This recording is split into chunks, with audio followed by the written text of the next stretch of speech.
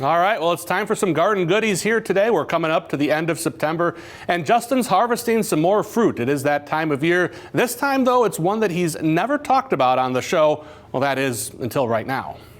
For this week on Garden Goodies, we're talking about something that we have never had before on this segment, and that is plums. And I planted a plum tree, but we haven't had plums because this particular tree never produced any plums, and now you can see it has died. Yes, and that's the way it goes.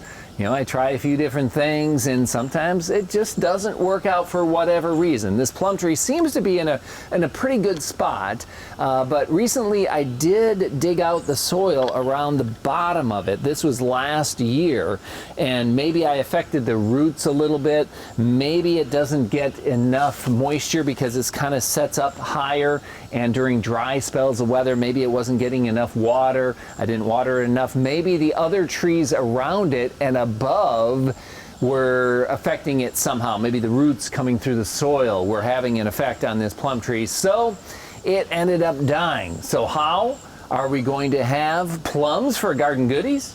Because I planted other plum trees in the yard, and take a look at this. We've got plums growing on these 2 trees. Now, they're a different variety of plums, so maybe they just grew better in my soil, or maybe they are in a better spot in the yard.